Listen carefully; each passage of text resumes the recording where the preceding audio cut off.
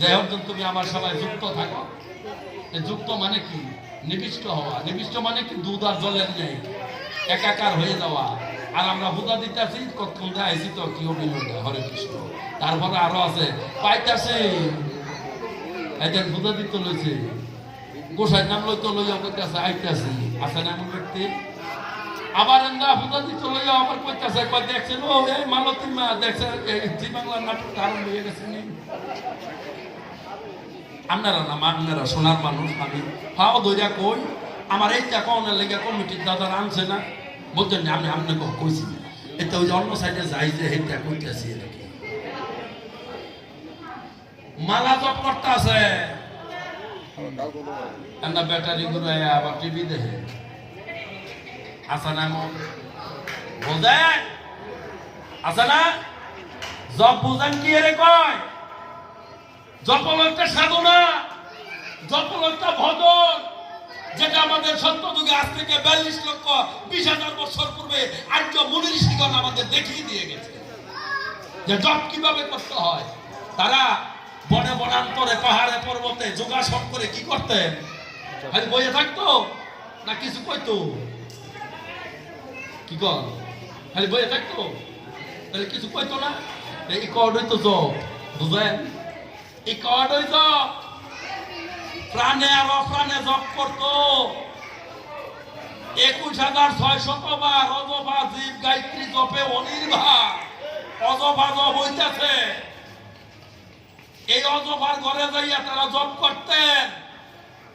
আমি তো মন্ত্র কইতাম না, অনেক কইলে হুম তালে মিলে জপ যে কি করতেন, কারণ ওইগুলা গোপন বস্তু, ওইগুলা গোপন বস্তু।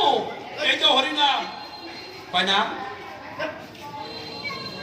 ষোলো নাম, এই হরে কৃষ্ণ নাম তিনটা হলো নাম, তিন নামে হয় 16 নাম। এটা বুঝলেন? এটা হচ্ছে বীজ। একটা তত্ত্ব দিয়ে দিতেছি নামের, কেড়ে নামে কাজ করতেছে না। এটা হচ্ছে একটা বীজ। বীজের উপরের আবরণ থেকে কি সারা অঙ্কুরিত হয় নাকি? আমার কথাটা বুঝতে কষ্ট হচ্ছে বাবাদের?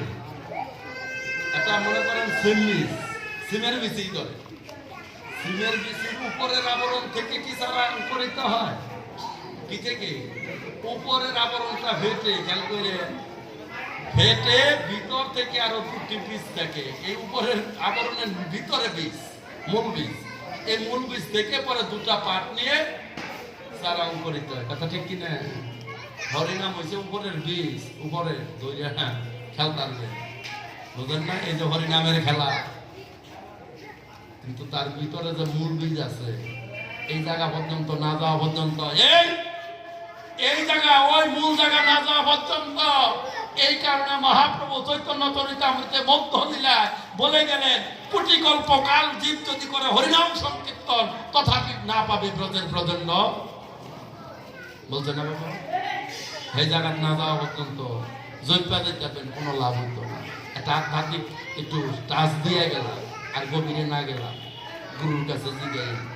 গুরুই একমাত্র পারে এই নামদারের বীজ কিভাবে অঙ্কুরিত করা যায়।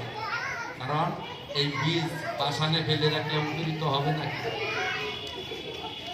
এই পাষাণে বীজ ফেলে রাখলে অঙ্কুরিত হবে নাকি? কইবেন তো হবে মাটিতে। তাই বলছে এটা হলো চিত্তভূমি। গুরুর দেশে একটা গান আছে, দেহ যাবেন খেত নেই রাইতে, গরু দিল কাশি হাতে, গরু তত্ত্ব বীজ বই নাইল চিত্তভূমিতে। গুরু তত্ত্ব বীজ বই নাইল চিত্তভূমিতে। চিত্ত মানে মন, ভূমি মানে মাটি।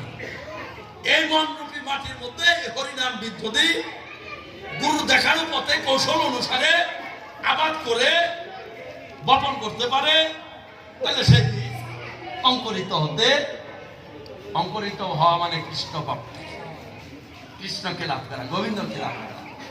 হ্যাঁ, এই দেহ ভূমি নিয়ে কত সাধক কত সুন্দর ভাবে আলোচনা করে গেলেন। রামপ্রসাদের একটা গান,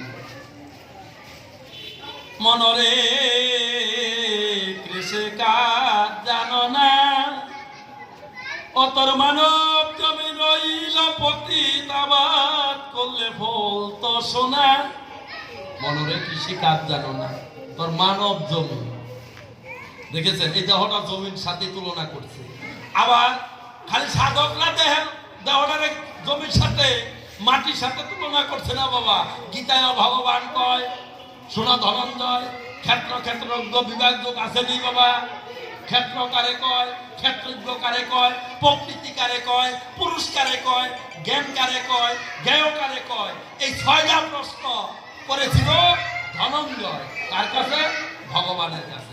যে ক্ষেত্র কাকে বলে, ক্ষেত্রজ্ঞ কাকে বলে, জ্ঞান কাকে বলে, জ্ঞেয় কাকে বলে, প্রকৃতি কাকে বলে, পুরুষ কাকে বলে। তখন ভগবান কয়, শোনো ধনঞ্জয়, এই দেহরে ক্ষেত্র কয়। কারে কইছে ক্ষেত্র? ক্ষেত্র মানে